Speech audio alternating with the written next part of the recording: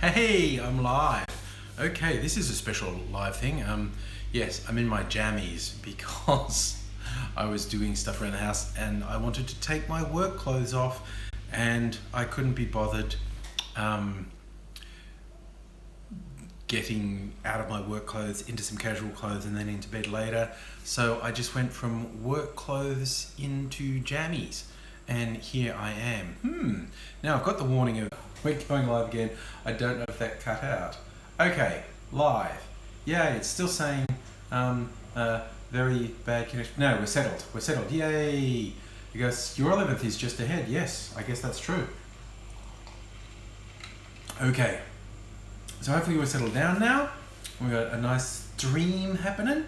I'm gonna have a few drinky poos to celebrate. And I hope the background noise is not too much up in the kitchen and the dishwasher's running. I might have to, oi oi Kevin Logan, hello there. And as per usual, Star Trek's on in the next room, so keen-eared people may hear some Star Trek action happening in the background as well. But hopefully none of that's too distracting. And we can just have a good old party. You know, maybe I'll relive things. Maybe I'll talk about my favourite moments on YouTube, because I'm an old YouTube codger. Yes, I really am. 11 years. Site's only been around 12 years. There aren't that many people who had their channels up and running before that who are still active. There are still some of the quite well-known people have been on for that long, and a lot of people don't understand. That is one of the things I find most interesting and amusing about YouTube. People who are known as big YouTube stars now, who are mid-20s, but who've been on the site all along. So they were mid-teens when they were started. They were kids just doing stuff in their bedroom, and now they've become these semi-professional or fully professional YouTube people, and they are so different now to how they were when they started. I mean, for me, I don't think the difference in the ages of 40 and 50 is anywhere near as big a change as between 15 and 25. There's a bunch of people that I know from YouTube, that's the public path they've actually followed. They started on YouTube and they started to get popular on YouTube when they were 15, 16, and now they're 25, 26. It's pretty wild, basically. So, yeah, it's a very funny journey to be part of. I mean, obviously, I'm small potatoes, and we can speculate on a bunch of reasons for that. And obviously, I've speculated on that over years. And with the way YouTube's changed in the last few years, for me, an obvious reason why, you know, I'm not some huge YouTube celebrity. I don't work hard enough at it. I mean, I do this for fun, as a hobby, to unwind from work. To seriously want to be bigger on YouTube, I'd have to work way harder. Celtic King asking if I ever rewatch my old videos. Every now and then I will watch an old video, and it is kind of interesting to me to see. Most often if someone comments on it, because comments are still open on all my old videos. And from whatever YouTube mojo, someone will land on an old video and comment on it. I don't usually watch them, but every now and then I'll go, and yeah, there's some food stuck between my teeth. That's what I was doing there, getting rid of it. Ew. Yeah, every now and then I'll watch an old video and go, oh, well, there you go. I did that. Because people always say, like, particularly in the live streams when we're like having conversations, comments go by, people asking me things, and people go, oh, I started watching you when you did this video, and I'll be like, I have no idea what that video was. I honestly can't remember out of the thousands. Kevin, who are my favorite YouTubers? Oh, well, you know, that's changed. I don't, here's guilty admission time. I don't watch that much YouTube anymore. And I should, but I don't. How's the apocalypse hit me, losing subs each time? I don't even pay attention to that. MB, video with my tits out, that is an awesome way to lose what few viewers I have left. Take in my man boobs. I don't see that happening, quite honestly.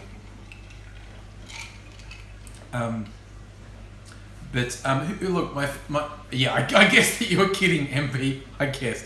I just thought I'd take it straight.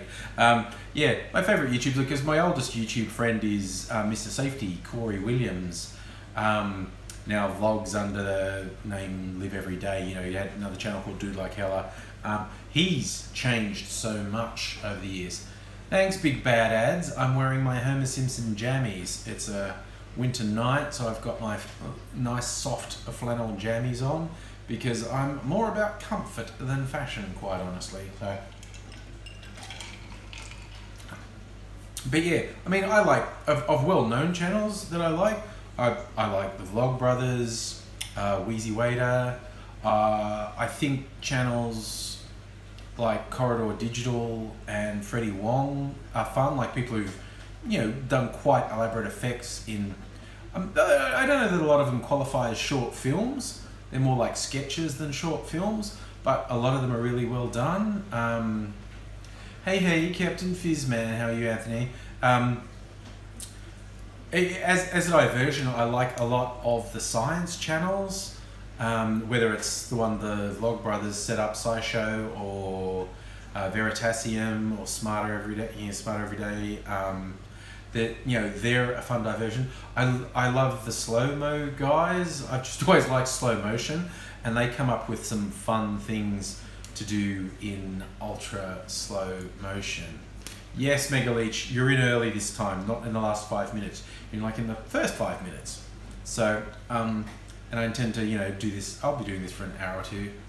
Here's a tough one. Favorite Aussie YouTuber? Captain Fizzman. Okay. I would have to think hard because this falls back on my previous confession of not watching that much YouTube. Mr. Steven. Hello. Sorry, I didn't want to say that so dismissively. Another new person coming in saying, hello, Mr. Steven. That's a more appropriate hello. Favorite Aussie YouTuber? I would have to think. Someone throw some suggestions at me and I'll tell you if I like them or not. Which is a little bit of a cop-out, I know, but I'm trying to think if there's an Australian channel I'm really into. Well, Captain Fizzman, obviously, you're right up there. Kevin Hogan, dangerously talented. Well, see, I hang out with Phil in real life, so I don't have to be a... Actually, Heine, you're right. I was always fond of Community Channel, and that was not a very trendy thing to say, but I did. Yeah, it's got a party. It is election day in the UK, where all indications are the Tories will be returned, possibly with a bigger majority, possibly with a huge landslide, possibly not, possibly it'll be close, possibly they won't have a majority and you might end up with a Labour coalition with some of the minor parties, whether that's the Lib Dems or Greens or Scottish Nationalists. Who knows? Who knows? Mr. Stephen, no they won't. Which no are you saying? Because I said a whole bunch of things. Dodsy, hello. Mr. Stephen, look, my preferred outcome by orders of magnitude would be Labour. Rose, terrible things have happened. I don't like the sound of that. That doesn't sound good at all. I mean, if the Tories get in, particularly if they get in with a significant majority, I worry for England. I really do. What's that username? Yoshi Man, Carol Cow. I don't know what that is. Exactly, Tendai. NHS is going bad. Bye-byes. If the Tories win, NHS is going bye-byes. It'll be eviscerated. The whole welfare state will be eviscerated. Rose Green, the left-wing major party is Labour in England. Brazilian Portuguese, I like that, Yoshi. Okay, excellent. 5th language. Good Lord. Okay, go you.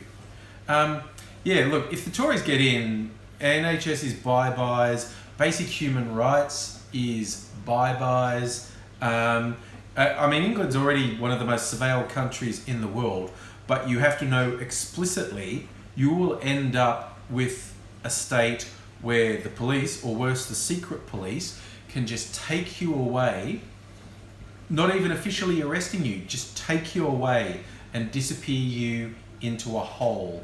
And they don't need evidence. The Tories intend to pass laws that just say, if the enforcement agencies think you're dangerous, they can detain you indefinitely. And anyone who doesn't think that is a problem is an idiot. Classy Ryan, how do I only have 29k subs after 11 years? Good question. I started talking about this, and there's a number of reasons. And I'll go through it. One is I'm really bad at self-promotion. I should be better at it, and I'm not. Another one is my timing's really bad. A couple of times, if I could look back in time, there were a couple of key times where I should have gone full on hard, trying to be a full-time YouTuber and promoting myself, and I got my timing wrong. And the other reason is the one I already said. I need to work harder.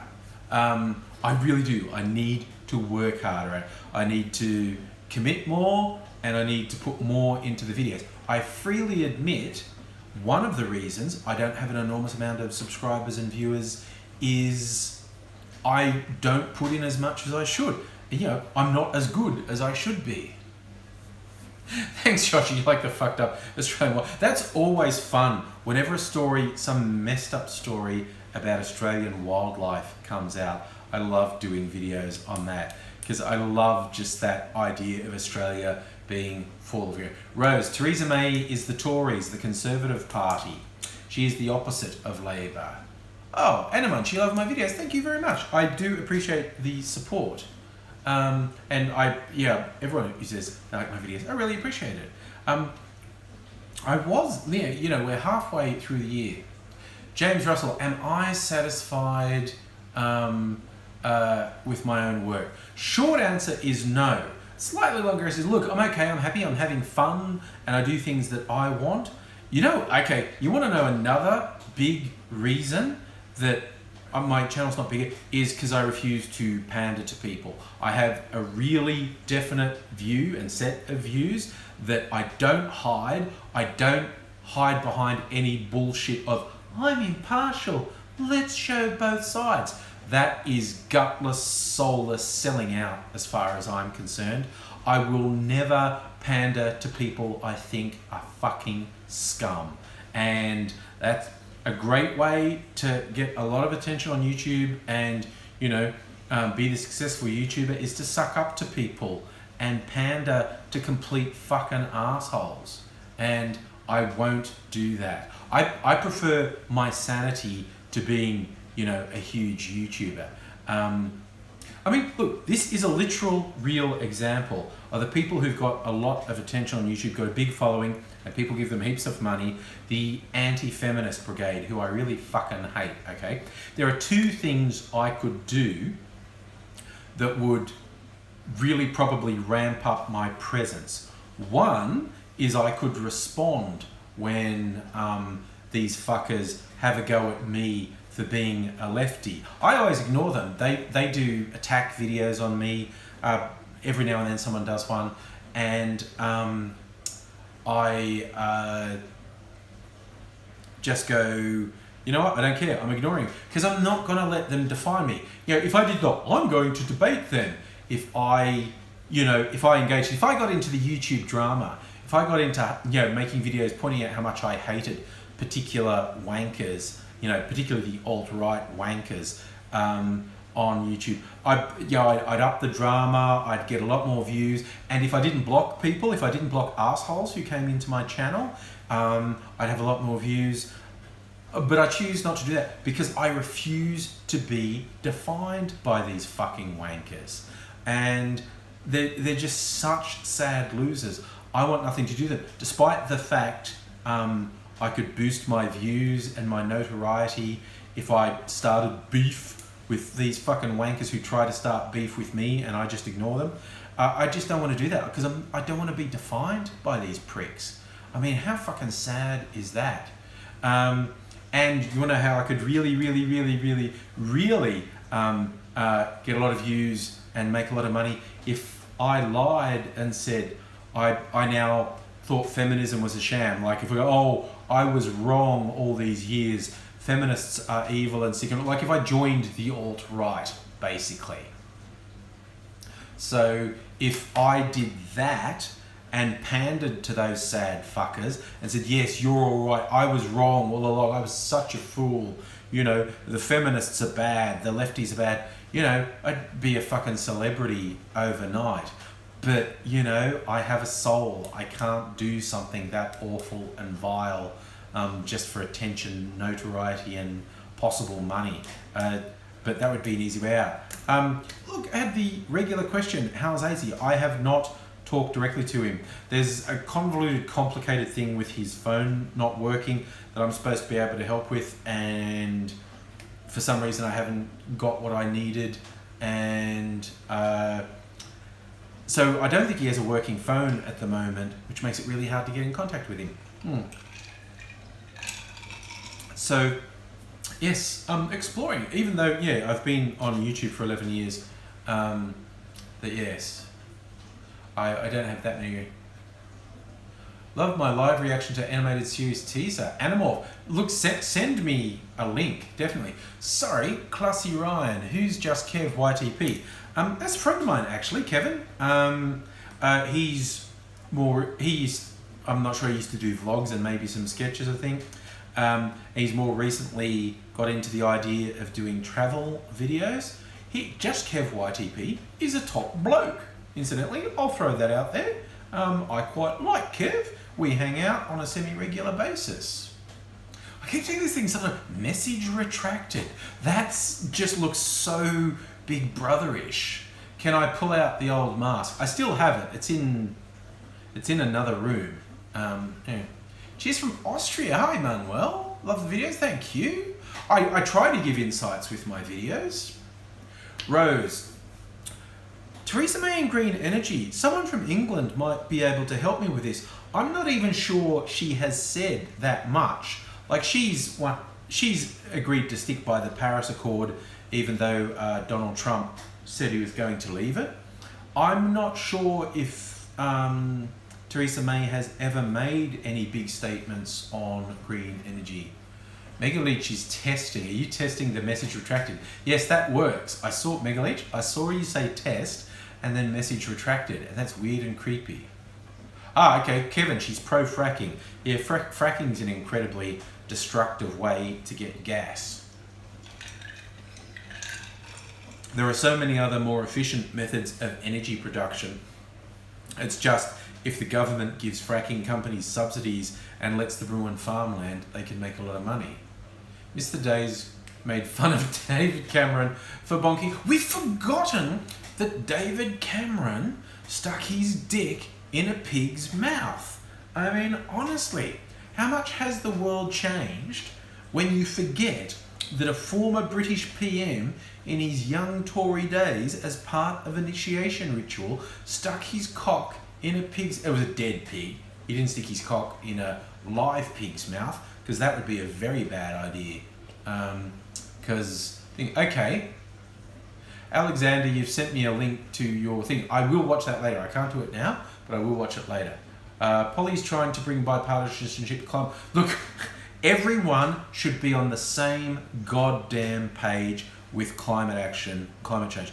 And look, I know, look, if you're a conservative, I can understand having some misgivings about what people say about climate change, because it sounds like all that shit hippies have said for years, right? Gotta love the planet.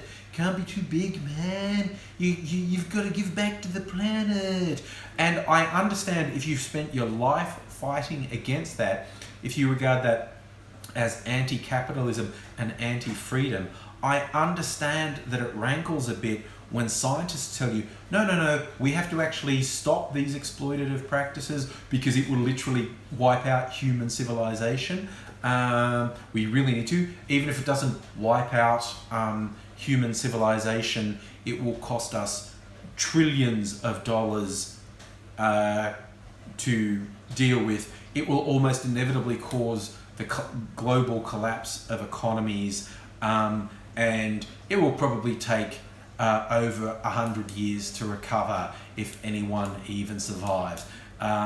So economically, you need to be on board with it. There isn't an option, because if you're not on board with it, if you don't take the action that's required to deal with climate change, everything's fucked. And yes, you won't care at first, because the first people to die will be brown people. It will be island nations. Netherlands probably won't handle well, you're right, Yoshi, but countries that get affected more dramatically, more extremely first will be all the island nations in the Pacific, every coastal area, like Florida in the US is going to get wiped out, California is probably going to get wiped out, but much more catastrophically, India will probably suffer a catastrophe, and Pakistan and China will probably suffer catastrophically. And when countries with 1 billion people suffer catastrophically, that's bad. Let's make stuff. Aaron, how you doing, buddy? Thank you. Yes, Bangladesh, Yoshi, you're right. Tassie might be an island, but as Megaleech points out, it's got mountains and stuff. Yeah. Egypt will probably be flooded. Yeah, Nile flooding would probably be extreme. I mean, Australia, 90% of our population's on the coast. And even places that don't get actually flooded because the land rises enough, the extreme weather patterns are going to be brutal. Like anywhere that has extreme weather now, like anywhere tropical that gets cyclones, Tornado Alley in the US, the extreme weather situations are going to get so much more extreme. You're going to see storms in the US that cause billions of dollars of damage. Yoshua, yes. Mad Max is a future documentary that fell through a wormhole.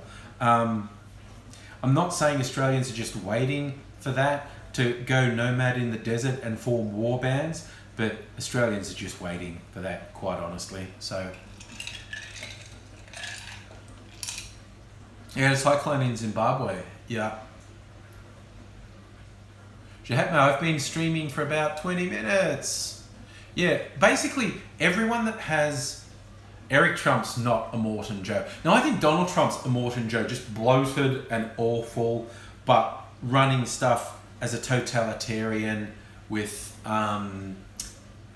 just by fooling people, essentially. Man, wasn't Fury Road a good movie? That went straight into my all-time favorites when that came out. Like, and even the new Star Wars movies are freaking awesome. And, but yeah, prior to like Fury Road, my favourite movies were all considerably older. Things like Withnell and I, The Princess Bride, The Godfather. But oh, you've got to see Mad Max Fury Road. It is fucking brilliant. Just like visually, it's astonishing. Like George Miller did such a good job with the visuals. Hey, Commander Krug, nice to see you, buddy. Yeah, the visuals are astonishing, but structurally, the movie's astonishing.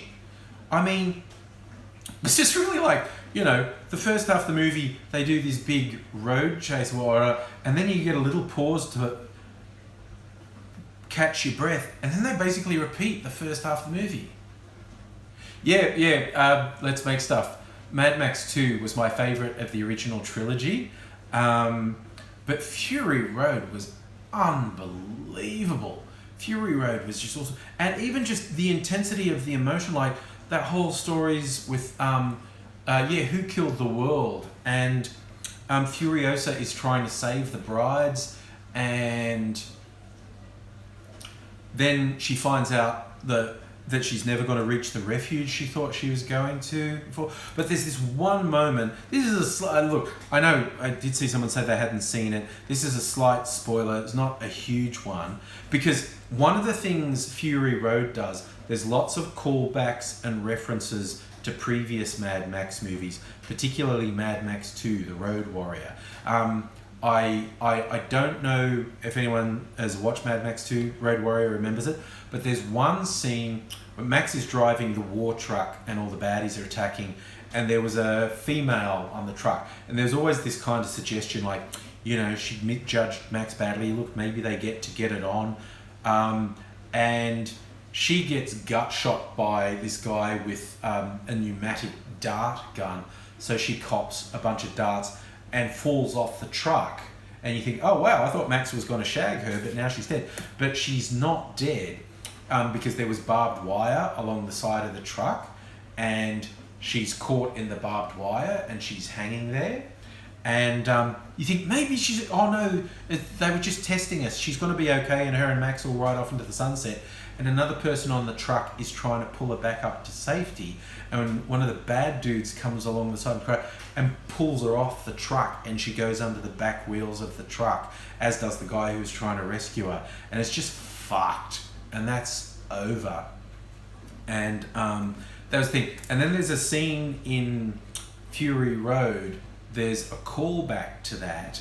Furiosa's driving the truck, Max is off the side, then Furiosa gets stabbed like in the fucking kidneys, and she's in a bad way, and Max is, because of an impact, he's falling off the side of the truck, and Furiosa has lunged out and grabbed him and is just barely holding on to him, and she's been critically injured, and she's trying to stop him from falling off the truck, and one of the brides gets taken by a Morton Joe, and it's like everything's gone wrong. And at that moment in the movie, like, everything's gone wrong, like everything is fucked, and you really believe this is going to end badly, like Furiosa and Max are gonna die, and it's really full on, and it speaks to the quality of the movie that it gets you to this point where so much has gone wrong that this is it. This is the moment. Everything's gonna fall apart. They were doing this desperate run to try and escape from the oppression of a Morton Joe and his war bands, and it's not gonna work. They're gonna fail. And that moment is just like a punch to the chest. It's so fucking full on, and it's so well done. It's an amazing achievement, that movie. Because on one level, it's like, it's a throwaway action film, because it's a great, just pure action film. So I haven't watched Mad Max 3 for a little while, and I got a box set with Fury Road when it came out. There's Fury Road, and it's what they call it, the blood and chrome version or something, and there's a high contrast black and white version of Fury Road, and it's got the original 3 Mad Max movies too on Blu-ray. And by the way, the black version of Fury Road is awesome. And it's funny because if you watch Fury Road, the color in it is amazing, but when they released this version with high contrast black and white, the impact of it is great. It's really good. So I will have to re-watch Mad Max 3 because I haven't watched it in yonks, and it is very cheesy. It has great stuff in it, but it is very cheesy compared to the other Mad Max films. Like the original Mad Max, if you've never seen it, is just brutal. It's not big on special effects. It's not really showy, but it's just bleak and brutal. And the psychological violence in it is so full on. Whereas Mad Max 2 is this really over-the-top road chase movie, and it's a lot of fun, and there hadn't really been a movie like it when it was made. And Amoro's Pulsate Tori's victory is inevitable. I don't think it's inevitable, Keiko, but it's the most likely outcome. It's not the outcome I want. I hope, for the sake of all my English friends, Labor actually wins. Or it might even be better if Labor was in a coalition and didn't get to rule by decree and had to actually work with other people to get stuff through. But going by the polls, the Tories are going to win, possibly with a big majority, but polls have been wrong many times, so let's just wait and see what happens. Do they have Greens? Yes, there is a Green Party, Rose. I think they are likely to win a few seats. They might, be part of a coalition with Labor. Who knows?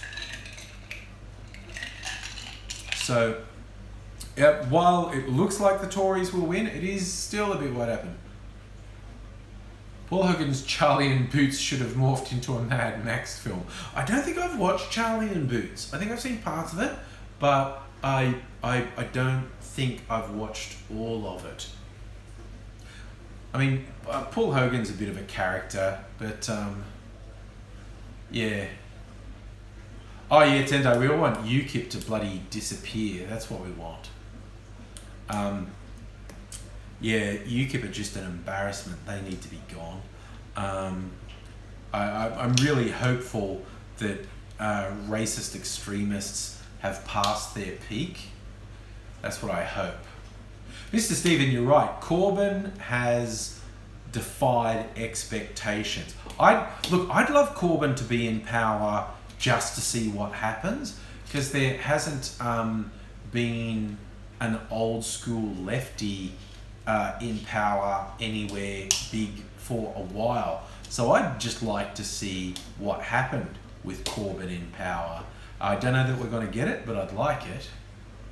Sweden has the Sweden Democrat. See, everyone has, people are different basically, and scared people tend to get reactionary and fear the others. Look, like I said in my last live stream, I am going to do a video sometime soon. Probably not tomorrow, because I'll try and do a TFU Friday tomorrow.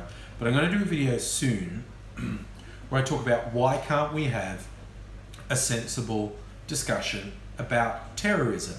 Like when people talk about how are we going to stop terrorism, why are they so unlikely to say, well, for a start, we should stop invading and bombing Muslim countries, because that's clearly a bad idea. Oh, RC, Australian cinema's not in such good health compared with 70s, 80s, 90s. The 70s and 80s, there was a real renaissance in Australian cinema, and it's fallen away since then. A lot of bad decisions by the people who decide what films get made, and while there's been individually some very good films, the industry as a whole is struggling. You can pick out individual ones, like if, a few years ago, something like Animal Kingdom, which is one of the best made films I've seen. I need to re-watch that. That was freaking awesome. The Babadook. I actually don't like the Babadook that much. Didn't hate it, but everyone raves about it, and I don't like it that much. I'm not that keen on it. I would like the book, actually. The book they have in the Babadook, the pop-up book, I want that. I want the Babadook pop-up book. That was really cool. Yeah, as pointed out in one of the comments there, the state funding bodies for film in Australia made some really shit choices. I had a rant on my blog once about it. There's a film I'd meant to watch for ages called Noise. And it was called Noise because the central protagonist, who was a cop, had tinnitus. I have tinnitus, where you get this really bad noise in your ear. And if you don't have tinnitus and you watch Noise, the bits where his tinnitus really comes in are really accurate. Like, they were giving me the creeps. The bits when the tinnitus came in and made it hard for him to hear things were so close to what I actually experienced. It wasn't like PTSD, but it was really accurate. I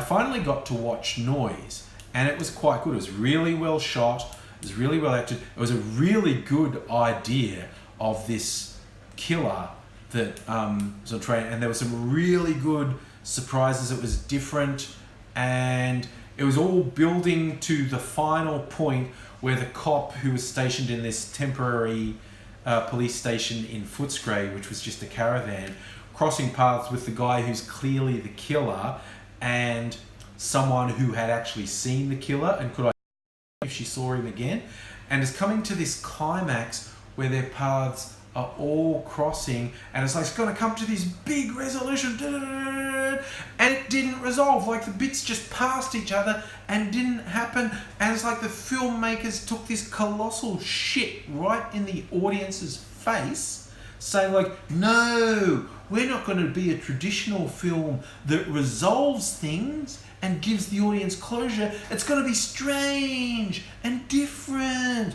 and fuck you people. Fuck you people so hard. That's why so many Australian films may fail, because they're beautifully shot, they're beautifully designed, and they look great, but they don't give an audience an experience. They don't tell a story. Okay, talk about tapping the back of the head. In previous videos, I've talked about an actual practice known as tapping or EFT that my partner does. She's a psychologist, and it can be used for a bunch of things. One of them, we were seeing if it could help my tinnitus, and we didn't really pursue that. Happy anniversary, thank you very much. So I might get back into that one day, in fact. Corporations rule the world, yeah. Oh, well, look, Yoshi, it's very hard to talk about things that happen in the world without sounding like a conspiracy nut. Do I watch Offspring? I do not, Rose. I know a lot of people like it. I don't watch that much TV. And so I'm a little bit selective. There's a bunch of stuff I'm not watching that I want to watch, and I don't really have the time to. The Merman 94, thank you for wishing me a happy anniversary. As I say, this is what I just wanted to come on so everyone would wish me happy anniversary and I could have some fun. Oh no, I've finished my first drink. I'll have to get another one. Let's see how we go from here. Now I don't know if that's someone knocking at the door or it's just like the cat at the door. If someone knocking at the door, you can come in because I'm in the kitchen. So, you know.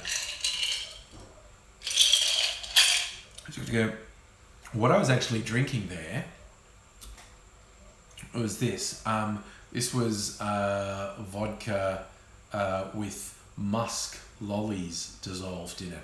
And that was really tasty. I was just like drinking lollies then. This is what I'm thinking of doing next. This is salted caramel vodka. Should I do this? I mean, I've got so many choices just within arm's reach. This is a herb infused spirit. I don't even remember what it is. That's really herby.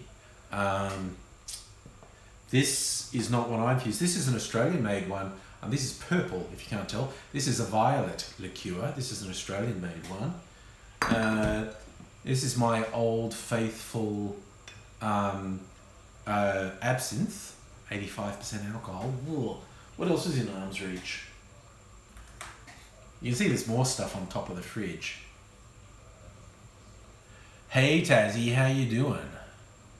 Do I want everyone to kill my livers? No, just me. So I think because it's within the purple one, this is really good. Like it's only about 25% alcohol, but it's good as a mixer. Like it's good as part of a cocktail.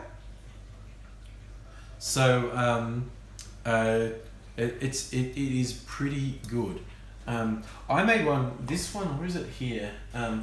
This is empty. This was an elderflower liqueur. I've still got that somewhere. I made one that I made myself a cocktail that had the elderflower and the violet in it, and I liked it. Mrs. Angry said it was too flowery, but anyone who knows me knows I always go for girly drinks, so a really flowery drink was fine with me. What's on my shirt? Homer Simpson. This is my Homer Simpson in activewear.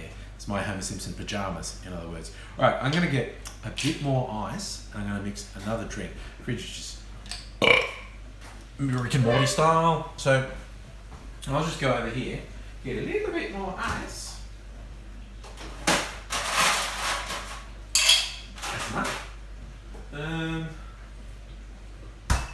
Ooh, you know what this one is? My purple drink.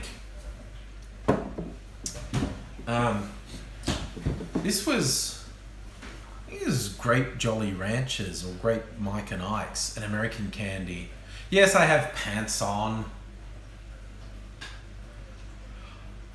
Keiko, I have pajama bottoms for these two that I didn't bother putting on because I was cooking some chicken for dinner, and I was worried I had a white work shirt on, and I was worried it was going to spatter on the white shirt and ruin it. So I just put this on. Dottie Ditto, you got given. I assume you mean the Crystal Head vodka, which is a really nice vodka. I have several onesies. People saying, you should buy a onesie. I have several. I have a Totoro onesie for those who like Studio Ghibli. I have a Totoro onesie, which is a nice fuzzy grey one. I have a skeleton onesie. Do I have another one? I might have had another one. Those are the two I kept though. Oh yeah, there was a question there. What does my family think of being on YouTube? They're okay with it. If that's someone at the door, you can come in. If it's a cat, stop doing it. The cat's just like, if the cats can't get into a room, they just want to. They've got no reason to be in here, but it's like, but you're not letting me in. Why can't I get in? Let me in. And they get really annoying. I mean, in this new house we've moved into, we've not been in this house long. Got ducted heating. Oh man, caramel vodka, yum. New house we moved into with ducted heating, and it's very gentle.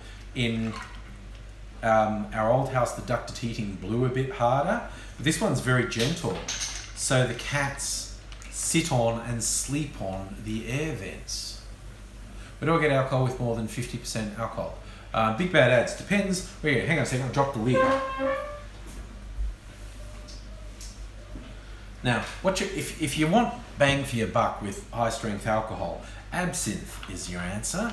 Even the wussy absinthes are like 55% alcohol. But this one, there's a couple I like. There's this one and another brand that actually go up to 85% alcohol. Dan Murphy's pretty mainstream. No, Jason, absinthe is good. It's a nice licorice flavour. You just don't drink it to excess because it'll make you sick. Happy Skins, Thunderbomb, thank you for wishing me a happy birthday. Kilter King, I think I have worn onesies in videos before. Mr. Stephen, any problems with neighbours? I'm not sure what you mean. Do you mean does my YouTube stuff bother them? Or just generally do I have problems with neighbours? Because the short answer is no, I don't. Bailey's, good on you. Oh, right, yes, Yoshi. Yeah, Polish vodka, you start to get spirits. Oh, I've got Polish rectified spirits. So I've made stuff with Polish rectified spirit, which is like 95% alcohol. It's really great infused with herbs, actually. You make really nice tinctures with spiritus, Polish rectified spirit. But you've got to be very careful when you drink it. Like, you don't just do shots of this stuff. Use it as a mixer, like a base for another drink. Because people have died from alcohol poisoning for doing shots. Okay, new neighbours. No, new neighbours are very quiet. All Jewish people. I've talked to the neighbours on one side because our cat climbed their fence and got stuck over there. And I think Mrs. Angry's talked to the people on the other side. But they're very quiet. Anti-Schwagger, thank you for the happy anniversary. That's what, come on in, everyone can say happy anniversary. Yeah, I think the bigger issue with neighbours would be if they heard me shouting, making videos, and they were worried about what was coming on, but no one's ever really said anything about it. But yes, I've been pretty lucky with not having terrible neighbours. Oh, I swear to God, I'm so glad we moved away from the last neighbours. Not that they were awful, but they were loud. And the way the houses were built, Rose, you never know how to tell if someone's Jewish. Well, if they live in my neighbourhood, there's a more than 50% chance they're Jewish. I live in the most Jewish part of Melbourne. And I talk to when I say like my neighbours are old Jewish people, they're actually like European Jewish people. You get down around East St Kilda, you get a lot of Russian Jewish people. And as you move around in the south and go out to Caulfield and go up, you actually get a lot of South African Jewish people. But generally the people are really good. But oh my god, my neighbours in the last house, it's not that they were awful, they were just loud. And the way the houses were, my bedroom had this little window above the bed that pointed straight at the side of their house. So we would, if they went out the side of their house, we would hear everything. And that's the noises you can hear. It sounds like someone taking a piss. Is my dishwasher running? I probably shouldn't have had the dishwasher running when I did this, but c'est la vie. It's happening. So what this woman next door would do was call her pets. They had a dog and a cat. And okay, calling a dog is one thing. But who fucking calls a cat? Because cats don't come when they either come straight away because they think you're going to feed them or something, or they don't come. So if you go, hey cat, come on. If the cat doesn't come, fucking give up because it's not coming. Why is it dark at noon, Commander Krug? There's a solar eclipse, total solar eclipse in Australia. Big bad ads. Yes, Dan Murphy sells crappy absinthe that are about 50-55%. Rose, you always call your cat. Does it come? And this woman just had this such an annoying voice. Like say the cat's name was Tiddles. For 10 or 15 minutes, I shit you not, she wouldn't give up. Go, Tiddles, come on. Tiddles, come on. And there were so many times I was this close to snapping and just screaming, oh my fucking god, will you shut the fuck up? Shut the fuck up! But where was she old? I know, she's only about my age. She's in her 50s, I think. The other thing she did, her way of communicating with her kids was sort of young, her kids like young teens and younger, was yelling at them. There was never any discussion. It was just yelling. And it's such an inefficient way to relate to kids because if you yell all the time, it stops having an effect. And the kids would yell back. And we'd have to put up with the fact they're yelling at each other. So the one revenge I got on this neighbour is because occasionally their dog would start barking and wouldn't stop. And it was a big dog, and it would bark. And then she'd be like, oh, stop it, Muscles, stop it. And stop it. And because then I could use the excuse that I was saying it to the dog, I actually went up to the window and in my biggest Mr. Angry voice just shouted, shut up! And it worked. She was very quiet after that, but it worked on the dog. I didn't think it would work. I was just getting it out of my system.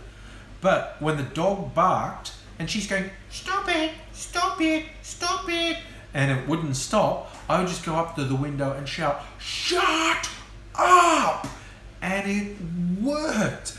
And also, for me, the venting part was good because in my mind, I was saying it to her. I was telling her to shut up because I was so fucking sick of her annoying voice. So I was really glad. I was honestly actually glad if the dog started barking and she was going, yeah, stop it, stop. Because then I could just scream, shut up. And they would shut up.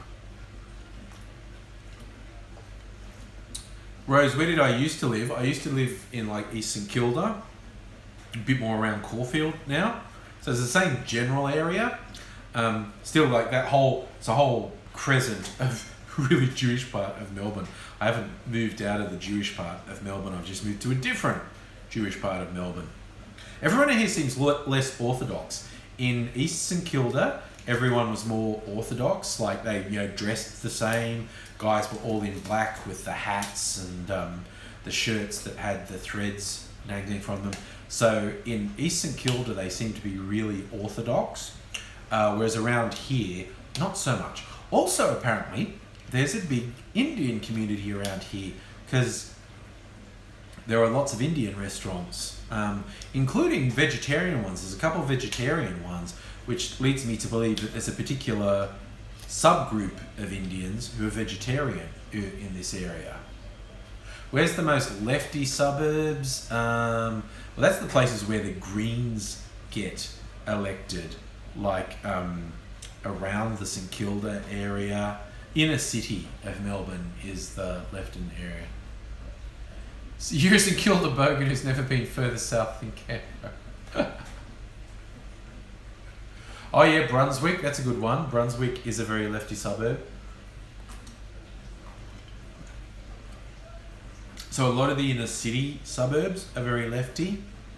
Very sort of hippie-ish, hipster, lefty stuff going on in a lot of the inner suburbs. Not universally the case, but there's a lot of that. You grew up in Brunswick, Aaron? Donkey, so dude. Yes, Jatma, there are Greens in the Parliament in Australia. It's rad because it was the 80s. And you're a wild man, I know. You've told me some stories. Big Bad Ad, St Kilda is a nice area, whether it's the suburb or down at the beach and stuff. Joe will build a wall around the right wing side. Of course, just generally in Australia, in the big cities, you do get some, well, whether or not you call them conservative, but you get people who get very easily whipped up into, for instance, anti-migrant fervours by politicians. So it's been a thing for a while. Some of the further out suburbs in Sydney and Melbourne got people who are being pandered to for their basic racist views. And those suburbs weren't always what you'd call right wing, but they can be very insular and don't like foreigners.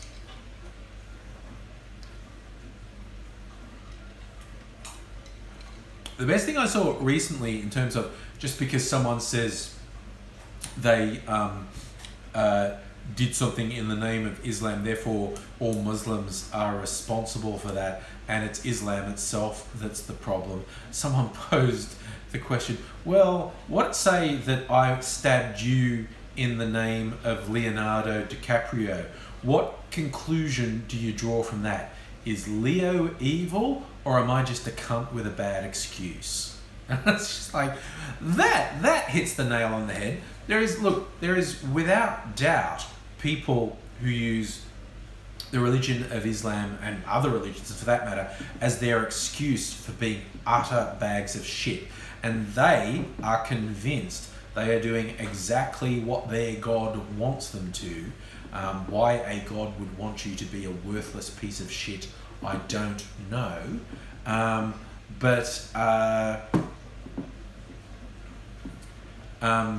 Yeah, there are people who definitely use their religion as their excuse. Keiko, as you say, the recent terrorists in the US were rejected by a series of mosques who said, no, we're not going to give them a burial. They're apostate, their crime was so severe, they are outside of Islam, we're not burying them. Oh, Wahhabism, yes, thank you. I'm glad there's a few people around who know that the Muslim sect that's dangerous is the Wahhabists, and they're centered in Saudi Arabia. And this is another thing I say when people say, why can't we have a sensible conversation about terrorism? Any politician who says they're fighting terrorism and they're gonna stop terrorism, who isn't having a serious fucking talk with Saudi Arabia, is lying. Because the amount of support and funding and protection for Muslim extremists that comes out of Saudi Arabia is just ridiculous.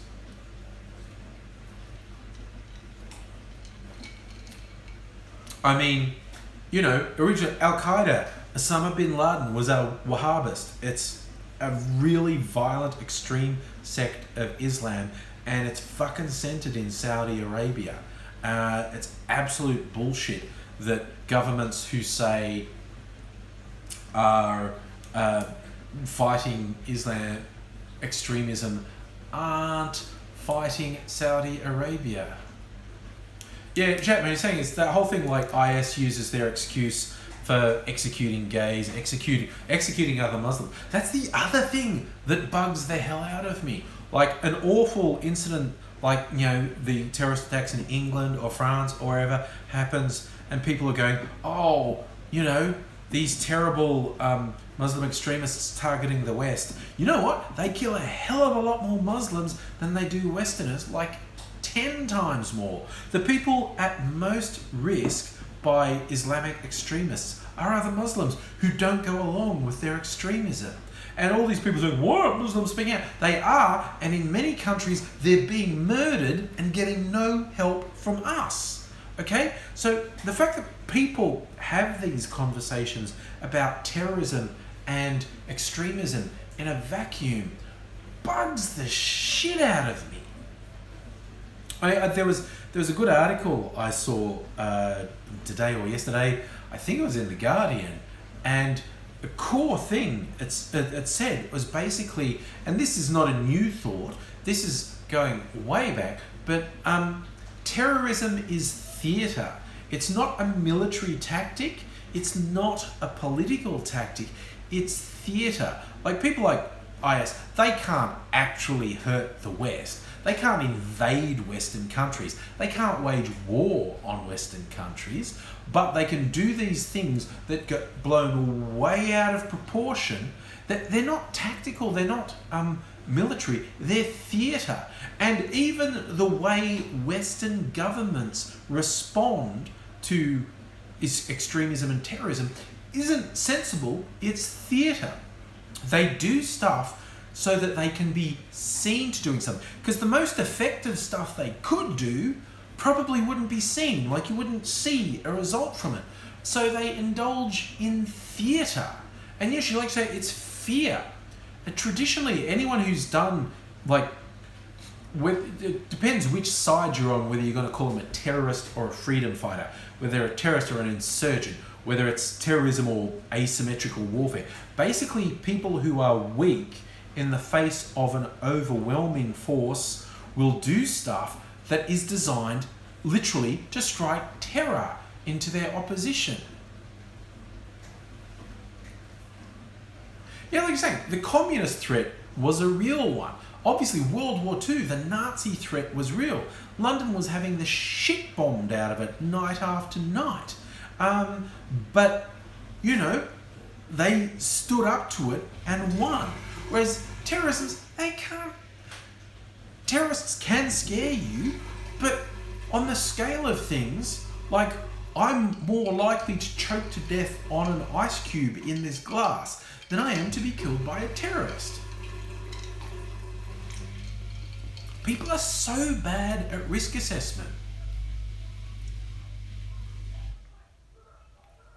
Okay, because you're right what you say about suicide missions don't actually last that long, because seriously, obviously you can only use them once. And you'll also see a particular type of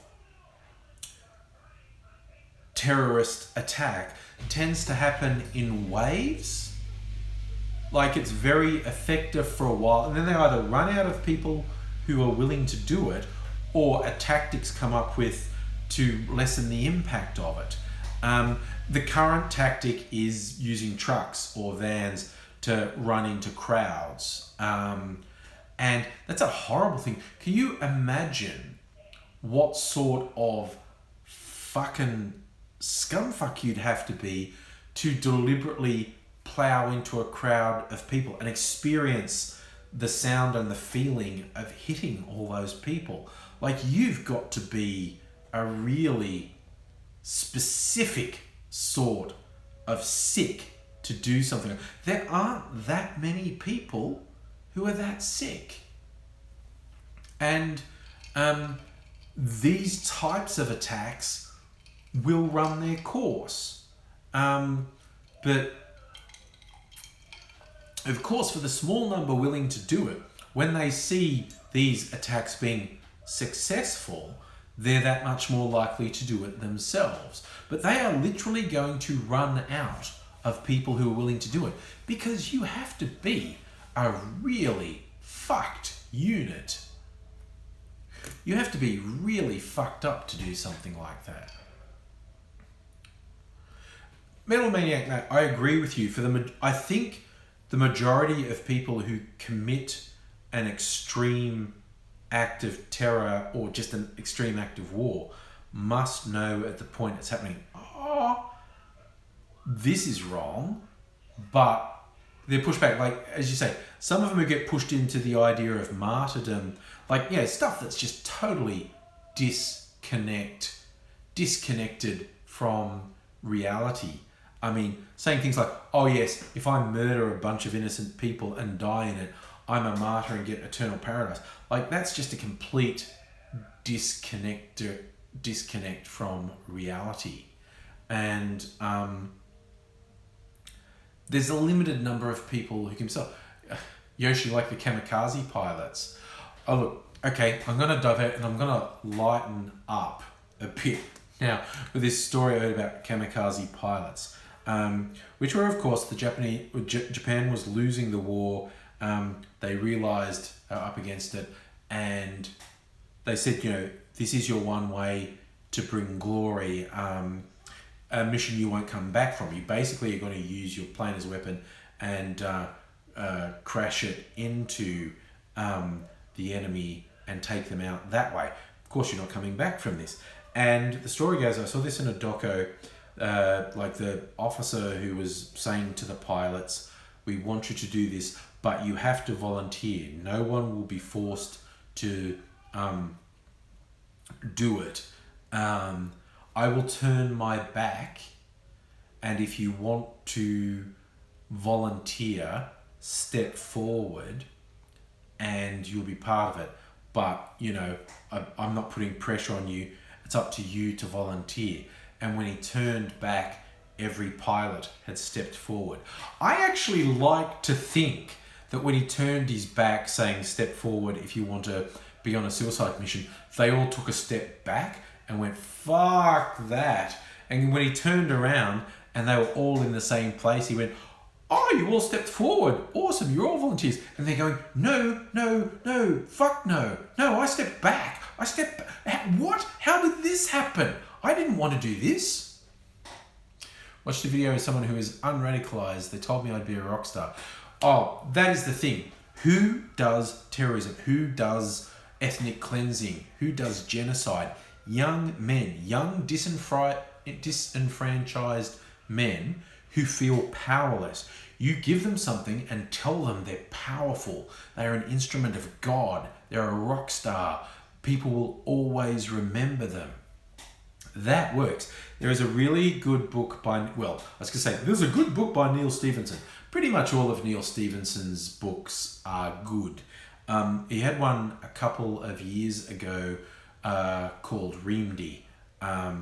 And that was a pun on, it was about a computer virus that became known as the Reamdy virus because it was made by Chinese hackers and it was supposed to be a README file, but they spelt it wrong and it said Reamdy. And it's basically, it was locking people's computers and it was like, pay us ransom and your computer will get unlocked. So that's an actual, real attack vector that hackers use. But in this story, it spirals out of control really fast. It turns out that one guy got his computer infected. He was actually laundering money for the Russian mafia. And when his computer got locked by this virus, the Russian mafia couldn't get their money. So they were well miffed.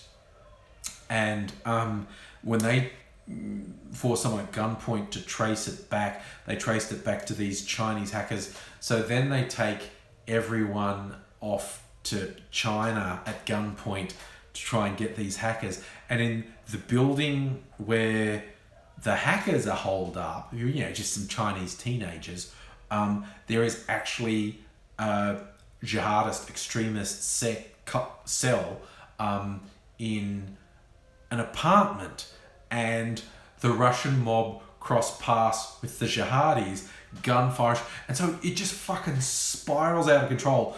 These computer guys are trying to thwart the virus, and the Russian mafia's in there, and now these jihadists are in there, and it just all spirals out of control. And it's a great read. It's a really big book, but the reason I brought it up is because there was just this one line where this woman, she basically ends up kidnapped by the jihadis, and she's with them. And at one point in their camp, she's got an AK-47 that they had in their supplies. And as she's holding it, she suddenly feels really confident and really strong. And she's going, starting to understand why the jihadis think they're so special. Because I've just got this gun, man, and I think I can take on the fucking world. And you get these impressionable, sad, desperate, alienated young men, and you tell them that they're special, that they're rock stars, that they are going to paradise, that they are God's chosen, and they will do terrible fucking shit. Like, there was this weird analysis that was done that in the second half of the century, there are a number of countries that had events that we could call genocide level events, ethnic cleansing, where one group decided they were going to completely wipe out another group in that country, and they had a decent go at it. And there was a couple countries in Africa, it happened in Asia, and it happened in Europe, in some former Soviet states. And in 80% of the cases where a genocide level event happened, these were countries where the single biggest demographic group was men under 25. The biggest demographic group was young men who can be convinced to take risks, young men who can be convinced to do extreme things, young men who feel very alienated and angry. It was incredibly disturbing to see that was the common thread. If you want to be in a situation where something bad's going to happen, if the biggest demographic group in the country is young men, you're at really extreme risk. We got to talking about fish and chips now. Okay. I don't like fish very much. I don't eat fish and chips. I like burger and chips. I'm big. And Melbourne has gone crazy for burgers. There are all these, and American style barbecue. I love it. I mean, there's, even, in my old neighborhood, there was a really good local burger place. My new neighborhood, there's a really good burger. There's two really good burger places, actually. Oh, Tassie, I don't wish to talk down to you, my friend, but grilled is pretty goddamn fucking ordinary, quite honestly. You come out with me, I'll take you to a good burger place. There's probably like 10 in the city. There's 2 in my neighborhood. Grilled, I don't hate. Grilled is not terrible, but grilled is kind of shit compared to the really good burger places. Now, okay, Tassie, I'm serious. Like, if we catch up sometime, I will take you to a good burger place. Yeah, we've got to lighten it up, Keiko. When the whole thing about terrorism and suicide bombers, it's time to talk about food now. And the fact that I love that burgers are a big thing. It's all really good. Live in Portsmouth. Oh, Mrs. Angry's from Portsmouth, Mr. Stephen. I visited Portsmouth when I was seeing the bits where she grew up. So I've been to Portsmouth a couple times. My favourite burger, for me, a burger's not a burger unless it has bacon and cheese on it. Rose fried burgers, I actually have had that. You get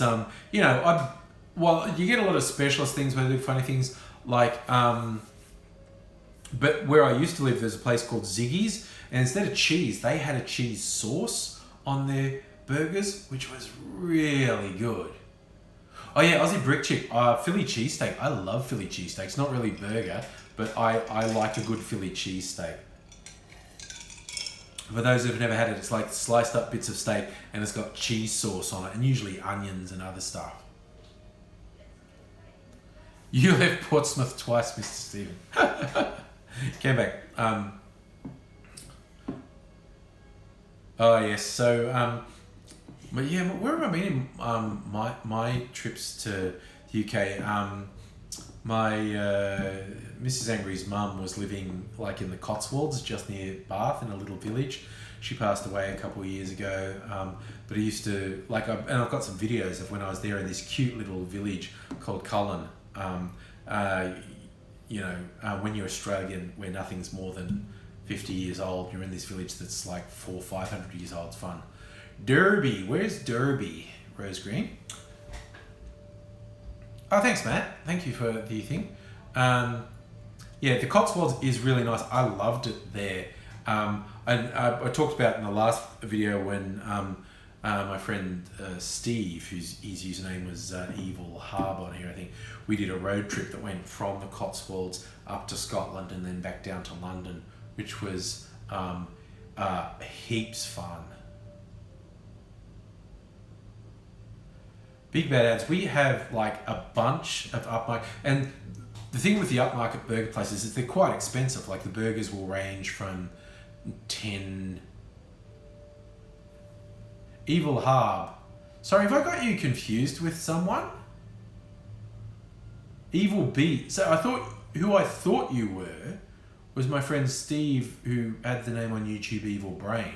Did I actually make a mistake there? Oh, there you go, Evil Harb. I've maligned you. Well, I haven't maligned you because Steve's a friend, but... Dottie, yeah, Evil B, as in Evil Brain Productions. Steve, oh, there you go. For some reason, I thought you were him, Evil Harb. I'm a Wally. There you go. Well, it's good that you corrected me.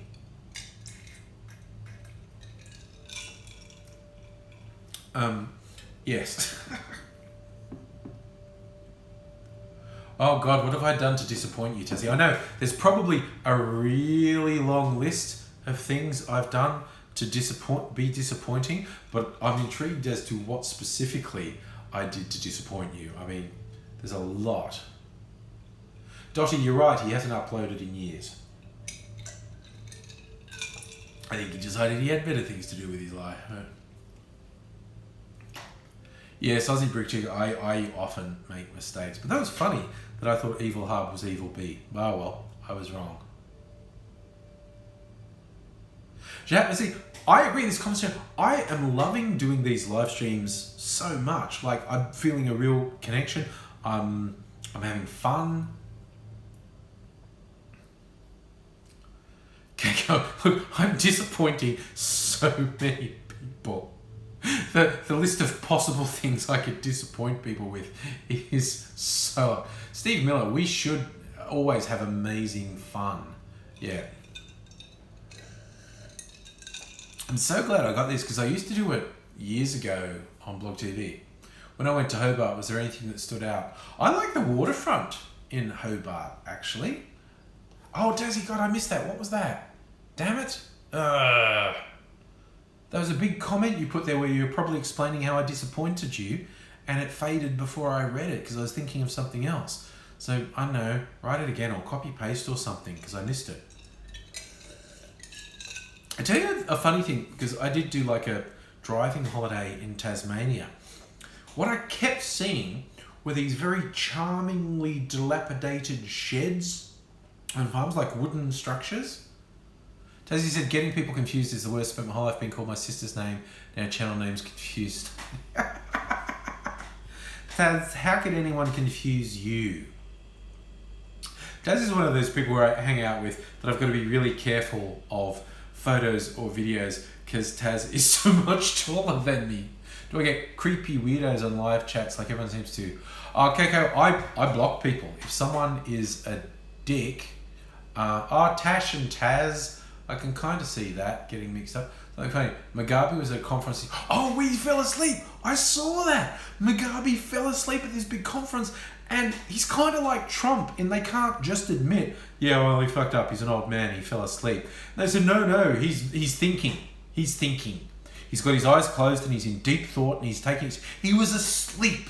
It's like when Trump fucks up, like when he obviously was trying to tweet as he fell asleep and was going to say something about press coverage, and it went press send, and then he obviously fell asleep because it sat for 6 hours, and they can't just admit it. Yes, when Melania knocked his hand away, and they tried to pass off like, no, she fucking hates him.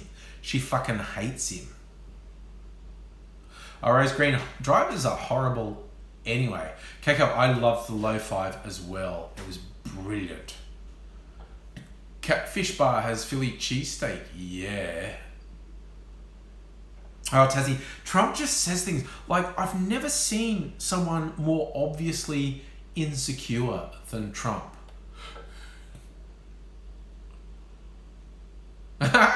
Yoshi, you are keeping yourself well informed, my friend, watching the people in multiple languages from all those countries.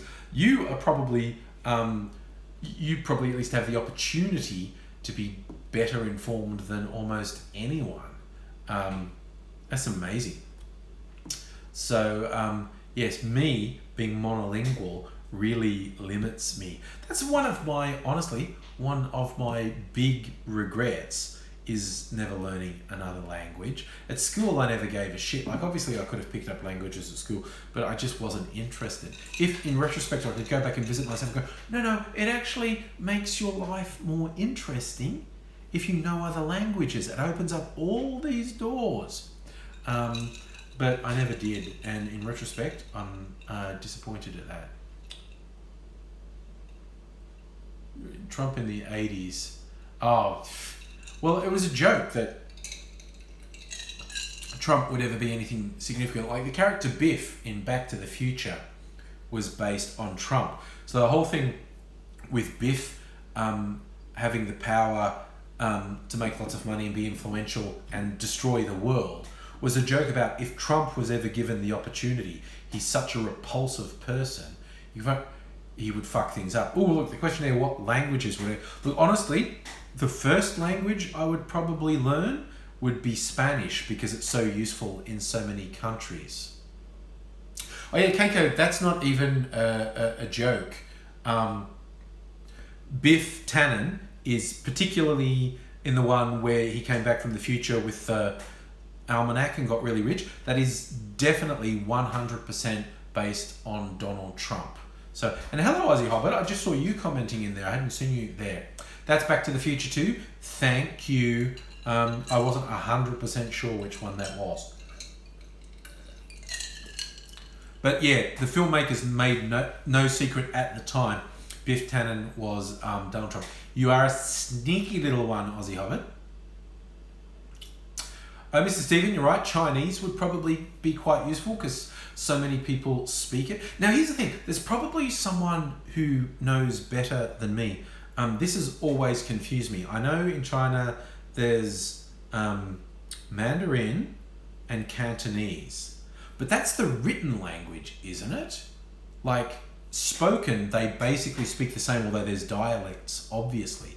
But it's not like spoken Mandarin and spoken Cantonese because they speak the same. Cantonese and Mandarin are the written languages. Yes, and there's traditional and simplified in the written languages. See, I always get confused by this.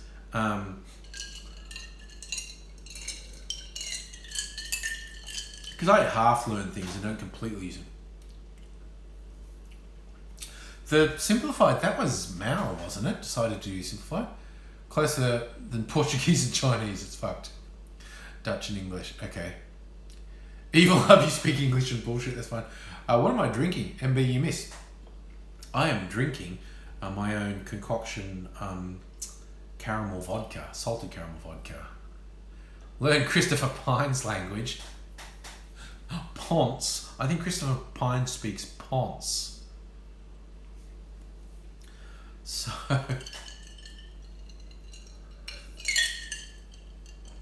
Tassie, are you blaming me for holding you off from editing? That's rough.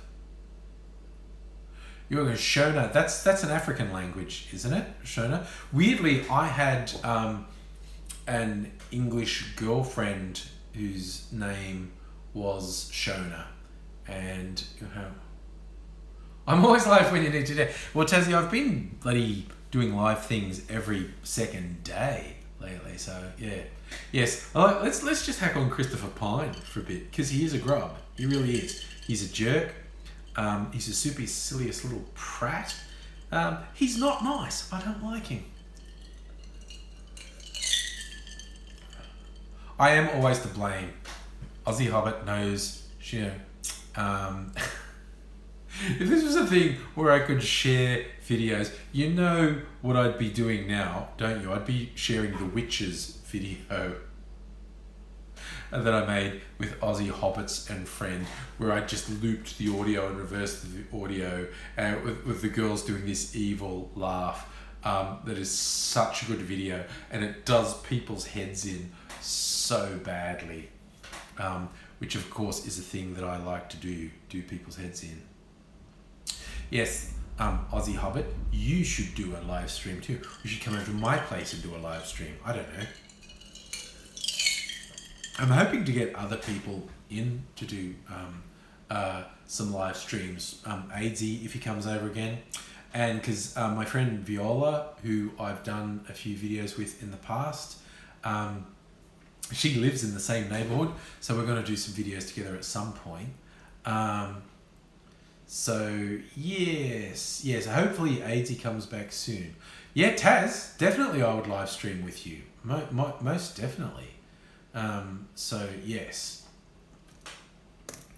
Yeah, occasionally, sometimes on the weekends, I like to do it during the day rather than in the evening, because that puts me in a different time zone for people in other countries. But obviously for myself, it's most convenient to do it. Oh yeah, get Aussie Ninja down as well. I made video with him on one of his recent trips, but yeah, live stream. Oh my God, little live stream party. How good would that be? That would be definitely good. Ooh, Rose, yes, a live stream on the waterfront. If they had good Wi-Fi, that would be awesome fun. Yes. What time is it here? I started at 8, so it's probably about 9:30 now. Yes, Aussie Hobbit, Aussie Ninja, AngryAussie. You have to have Aussie in your username to be on the live stream. Thank you, Attic Addict. 9:30, thanks Taz. So yeah, I'm going to do this for about another 20 minutes and then go to bed.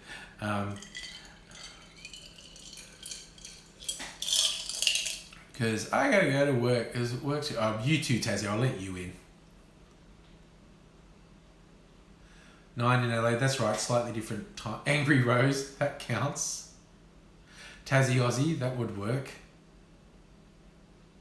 Look, Aussie this thing, because I often have meetups with YouTubers in Melbourne, particularly if someone's visiting from interstate and wants to meet a few people. I often organise meetups so can hang out and have fun. Now, I got time to have another drink before I go to bed. Maybe. What's everyone think? Should I have another drink before I go to bed? Keiko's angry smile. Okay, KK, you get an automatic pass for doing those songs for me over the years. Okay. Go decide what I'm going to. Or that. I've got so many to choose from. Okay, first I need a little bit of ice, so I'll do that.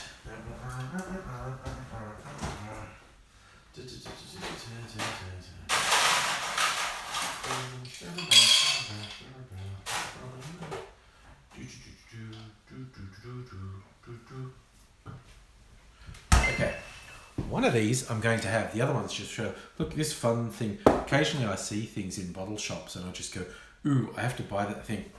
Anyone who knows me, my habits knows I like white chocolate. Look, I got a white chocolate liqueur, and I've made some yummy drinks with that, but I'm not going to have that now. I have this other one. This is tea infused vodka. Rose Green, what's my wife doing? She was watching Star Trek with her son. So often when I'm doing live streams, they're watching Star Trek in the next room. I'm just passing the time doing this. Keiko, I understand you would need another drink to get through election. Yes, Aussie Hobbit, tea vodka. This is literally just, this would suit our tea cartel, Melbourne tea cartel. That's Twining's Lady Grey tea steeped in vodka. And I'm going to have a bit of lemon in it as well. So it's like lemon tea. Yeah, you either have sugar or lemon in tea. I'm going to have a bit of lemon in it. And I'm a secret Russian vodka expert. I just love blending flavors into the drink. Like, there are so many for me. Like, yeah, like I said, I've got herb infusions and, lolly infusions, fruit infusions, tea infusion. Oh dear, Aussie Hobbit, would I lead you astray with tea vodka? See, it does kind of look like a Euride sample, quite honestly. Yes, they drink vodka like water in Russia. Yes, I would lead you astray. I would do that. Okay. Bottle of champagne. It sounds like fun. Oh, you got all these conflicting things at the moment, Taz. You gotta finish cadets. You gotta get driver's license. All these conflicting priorities. You have time. You're young. Rose, well, you mean Putin? Putin's so popular in Russia, well, with people that he doesn't kill anyway. But you just drink champagne, Adele. That's a good idea. I don't drink champagne. I don't really like champagne. I'm a kind of cider drink. Mushy peas infused vodka. Brussels sprouts. I don't know that I'd infuse vegetables with vodka, but if there was a vegetable you really liked the taste of, what you would infuse it with, particularly a green one, is the Polish rectified spiritus, 95%, because it would take all the colour out of the thing very quickly and keep its flavour, and then it would infuse that flavour through. I'm a cider drinker as opposed to champagne. It's funny because they even market some ciders now with a cork very much like a champagne. You've got to go to Huonville. Good night, Rose. Thank you for joining in. Nice to see you. Enjoy your trip to Huonville. Yeah, talking about cider as a replacement for champagne, they actually market it that way. And some people, so it's got a cork like champagne and that whole wire thing, they pop it off. For people who don't like champagne, who want something bubbly that pops. But I've got in the fridge a cider I really like that's is not actually bubbly. It's a still cider. It's made in Orange, in sort of central west New South Wales, sort of the area where I grew up. Orange was always famous for their apples, so it makes sense that when cider became really trendy, and there were always vineyards, wineries around Orange as well, and so it made sense that when cider became really trendy, the people who had wineries started making cider because so many apples. Look, I'll show you the label, because this is one of the best ciders. It looks like a wine bottle. What are they called? Small Acres. Small Acres cider. They do make bubbly cider as well, but they make some still ciders, and this is a medium dry. They make a dry and a sweet as well, but this is so nice. When did cider become trendy? Oh, sort of in the last 5 years. Cider went from being a fringe thing to being a really big thing. Oh my god, that little fat lamb stuff, that is so bad. Because when I first had that on one of the live streams, I had like one drink of it and I didn't get that drunk. That was probably one glass, which is like a pint glass of this little fat lamb stuff, is probably 2 or 3 standard drinks, which is not enough to get really shit-faced. You can feel it. But then another time, I had a couple of pints of it, and whoa, you really start to feel it at that point. That stuff's dangerous. In terms of bang for buck for pre-mixed drink, it is by far the most alcohol content for your dollar spent in the Australian market. It's very dangerous stuff. So, yes, not that I necessarily want to lead people astray, but if you want to get drunk on a pre-mix for cheap, all fat lambs you go. Well, drink me under the table. Oh, Joel, look, you noticed, I'm still coherent. I'm not really drunk. There's a few occasions in my life when I've got really legless drunk, but I do, like, I've got to go to work tomorrow, so I'm not going to get really fucking hammered. I'm controlled, so, I'm not going to get a hangover in the morning. Mr. Stephen, you're right. Yuppies drink cider. There's no worry about it. $20 for 3 1.25 litre. Yeah, that's about as much as it costs. See, where I got it, it was about, 3 for $20. Yeah, it's about $6 or $7 a bottle. And it's 1.25 litres. And it's about the same price as you pay for like a 500 ml sugary cider. And it's twice the alcohol content by volume, and it's twice the size, and so it's like 4 times more alcohol for the dollars. So it's really dangerous stuff. You're basically getting, for volume, for dollars, you're getting 4 or 5 times as drunk. So yeah.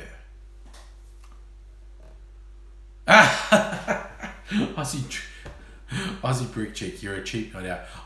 I don't want to tell stories, but Mrs. Angry's a bit of a lightweight too.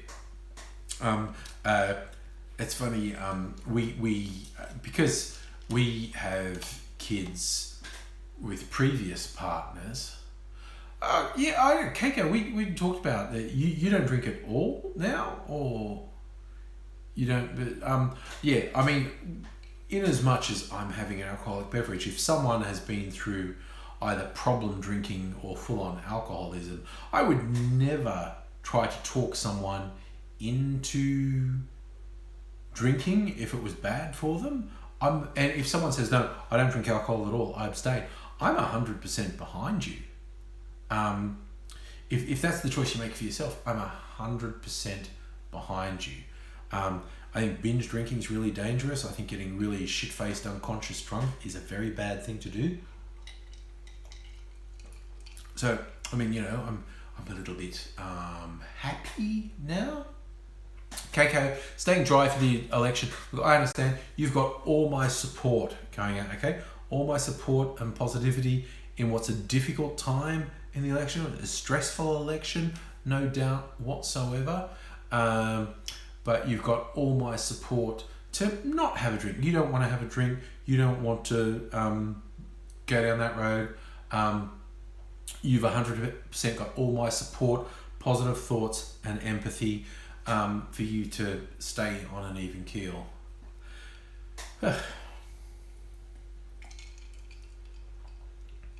Mr. Stephen, you're worried you're just going to be drunk all day if the Tories get in. I can understand that. Oh, Tassie, we've had this conversation about booze with meds. Yes, that is, you've got to be very careful on that. Whereas I'm not shy about having a drink or two when I'm with friends. If someone needs support in, okay, I'm with people, other people are drinking, I don't want to drink, it's bad for me, or I've got some other issues with it, I'm 100% with supporting people. Like, no, don't let anyone push you in a particular direction. I'll back you 100% in either no drinking or moderate drinking. Thanks, Aussie Brick Chick. I'll catch you later. I'm gonna go to bed real soon. I've got to have my drink first. Hey, one thing, Joe, what you're saying, you agree. One thing that really bugs me, because also I grew up in the country and I didn't drink alcohol at all when I was younger. This thing, and it is a thing with Australian culture, it's not limited to Australia, but it's a big thing in Australia culture. You gotta have a drink, you gotta get a drink, you gotta get shit faced, you gotta get out of the place, get drunk. And that's bullshit, and it's dangerous. Oh, thanks, Ollie Albert. Vouching for me for being a good going out partner. That's good. Yes, Joe Will, the peer pressure is bad. Bad. And I am really opposed to peer pressure, pushing people to do something they don't want to do. If someone wants to go out, I'm going to have a couple of drinks, have a good time, let's go out. I'm into that. But if someone's made uncomfortable by that and doesn't want to do it, I'll back them. Tassie, you thought it was peer pressure? Peer pressure is when someone says, if you don't have a drink, I will throw a pear at you. That's peer pressure. And that's not a good thing. Hitting people with pears is dangerous. Pears can be really hard and they really hurt if you really piff them at someone's head. Pearcore. Now, speaking of things that are dangerous, Pearcore, oh man, he's dangerous.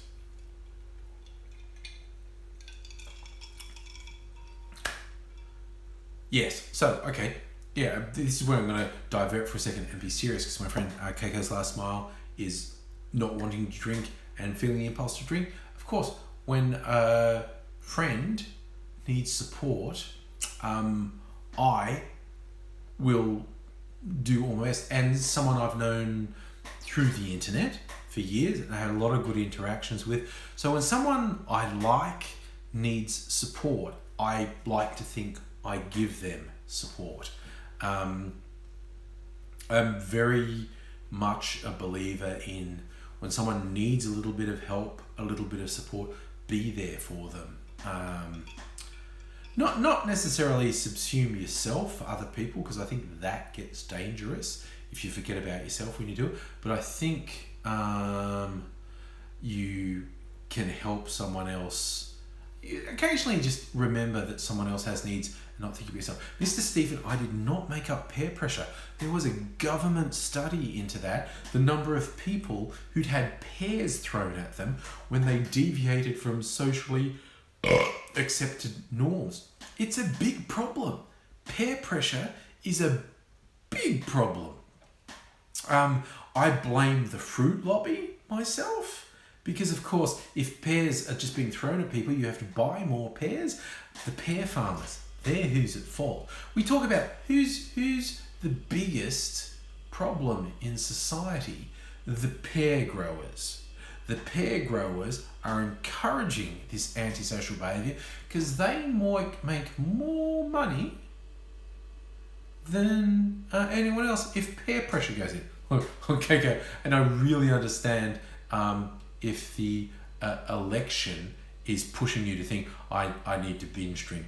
I can see it being this. Okay, and this I'm going to go through one of my little sincere moments now. Like, look, if the election goes ahead, I've never made any sense that I'm opposed to Tory politics.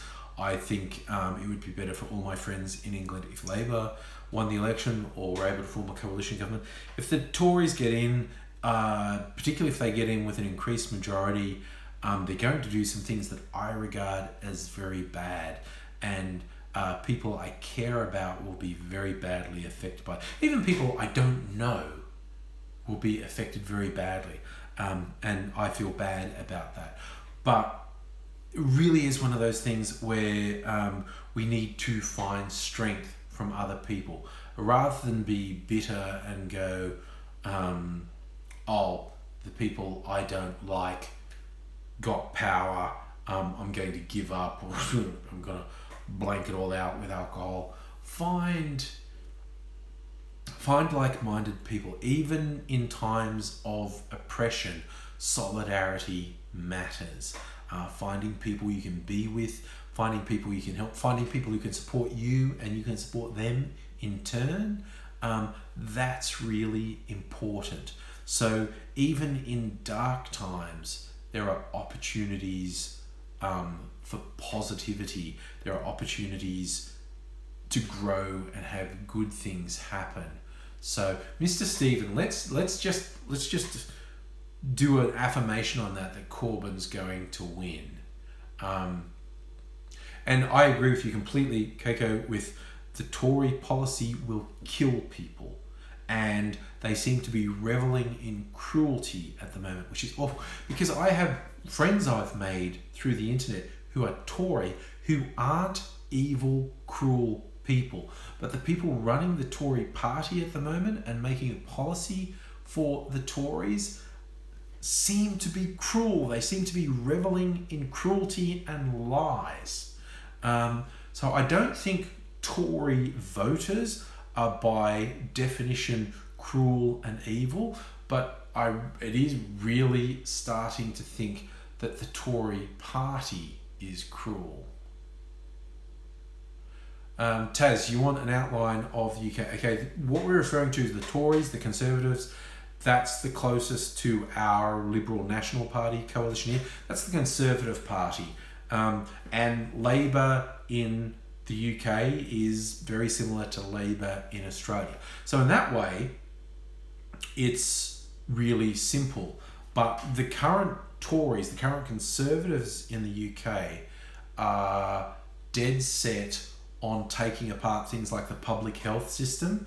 In England, it's known as the NHS, the National Health Service, and they're dead set on dismantling as much of the welfare state as possible. And their decisions on health, education, public works, everything to do with the welfare state is literally going to kill people. So, and Mr. Stephen, you're right, even the police force, who are traditionally conservative, have turned on the Tories because the Tories cut police funding, they cut police numbers. At the time they say they're fighting terrorism, they've massively cut back on law enforcement, which is really strange. Yoshi, what's my thought on basic income? That's a really interesting question. For those who've never heard of the concept of basic income, that's an idea where the government says, okay, we're going to use taxes that we levy on businesses and rich people to provide every single person in the country will have a minimum level of income that we provide. And there are no limit. There's no sort of limitations. Like with welfare and sickness benefits, you have to qualify, you have to do these things. This is with no rules. You will be given a minimum level of income. I do truly believe a basic income would be a major economic boom to any country that did it. Because if you have a guaranteed basic income, everyone on the fringe gets a degree of freedom that they don't have. People who want to do something in the arts can be guaranteed, like, well, I have a basic income that means I'll be able to live, so I can do this thing. People who want to work in welfare or support for marginalised groups go, well, I can afford to do this because I've got a guaranteed basic income. I don't want to be rich, I don't want to be affluent, I want to do good things. And also people who are entrepreneurial can go, I can take a risk and give up a full-time job and try and develop something entrepreneurial because I've got this safety net of a basic income. I truly believe a basic income would be a major economic boost for any country that did it. A lot of people think, it's a lefty thing and everyone will get lazy and stupid. Most people aren't lazy. Most people want to do things, and a basic income would give them freedom. Joe Will, I should definitely run the world. I should be supreme leader. Fuck democracy. It doesn't work. I should be an autocrat. Although, I warn you, and I've said this before, if I had godlike smiting powers, a third of the world would be dead in a week. Like the real assholes, I think fully a third of the world are assholes. And I would kill them. Oh, Stephen, you are late. I'm going to be going to bed in a minute. But yeah, I think a third of the world are assholes, and I would smite them. And it'd be the really obvious people. It would be the warmongers and the whatnot. But I've just got to be honest here. I've got to be honest. Within a week, I'd be killing people who push onto public transport without letting people get out. Or elevators. Someone who pushes their way into an elevator without letting people get out when they're getting out, the smite would come down on them. They would just vaporize. They would be an example to other people. Other people would go, right, okay, I shouldn't do that. That's a shitty thing to do, and the great God Angry will smite me if I do that. That's just the way it would be. I'm sorry. I would be incredibly arbitrary, and I would be smiting motherfuckers. Joe Will, I would need assistance, and Keiko, I need a chief whip. I would need people to point out, that guy out of here, smite him. Angry God, smite him. And I'd go, I trust your judgment. They are smote. I smote the fuck out of them. Oh, Aussie Hobbit, you wouldn't be a cocktail wench, you would be a cocktail goddess. Oh, I'd have a lot of jesters, Tendai. I like a laugh, and I'd like to get everyone involved. So I think, but while I would be a wise and benevolent God, I would also be a vengeful God and smiting. Joe, well, see, honestly, you're saying like you think 3/4 of the world. I think I only have to kill a third of the world, and the rest of the fuck-ups will go, we better sort our shit out, or Angry God will smite us. I think people would behave better if I had smiting powers, because I would smite motherfuckers everywhere. Oh, Keiko, the turfs, the swerves, the misogynists, they're in the first rank to fucking go. More penguins, Tendai? Your wish is granted. We have more penguins. Adele, you'd be great at the admin, just providing me lists of people who need to be smoted. Power's gone to my head. I would be a very dangerous person to give power to, because it would go straight to my... I'm not even pretending. Like a lot of people say, oh no, I'd be very reserved, and I'd consider things. No, fuck it. I would just fucking wipe people out. Oh, Petite Wallaby. Yes, please. I love your cartoons so much. Do one of me, I don't know, with lightning bolts and just smiting. A thing of me, like, smiting Trump. I know you did me as a Tasmanian devil, for the angry thing, just with lightning bolts smiting Trump, like Trump is a slug or something. Trump's a slug with a bad toupee, and I'm like smiting him with lightning bolts. That would just be fucking legendary. Oh dear. Kaka, you're right. You're right on both counts. More sloths, because sloths are just awesome. And yeah, look, religion's interesting. Like, yes, I'm not a religious person. I think religion is that thing. But if someone wants to believe in a greater power, in something guiding things, I'm honestly don't have a problem with that until people use it as an excuse to infringe. Dave, hi.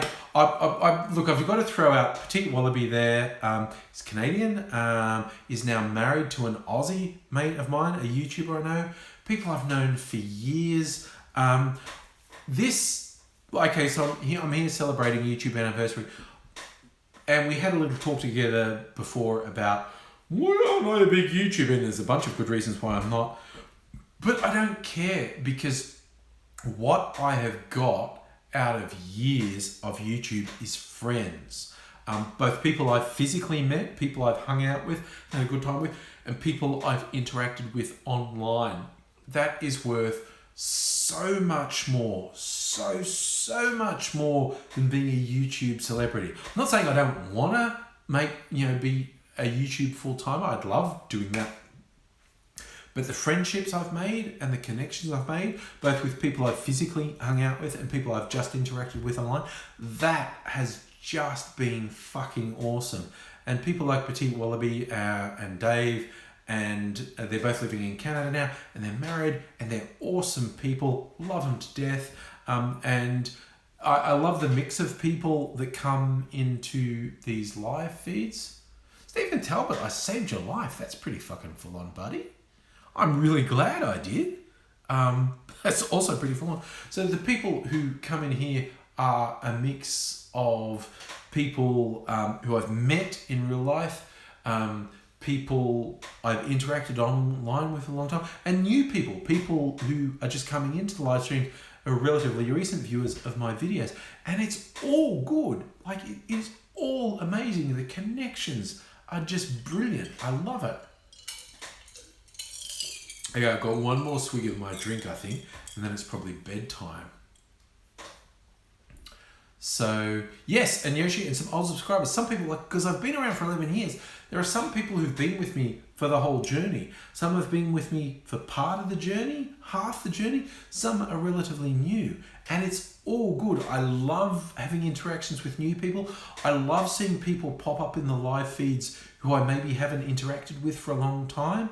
I have to say, one of the people popping up who I interacted with ages in the past, yes, Mega Leech, you've been around for most. I was literally going to say you, buddy, because ages ago we did things.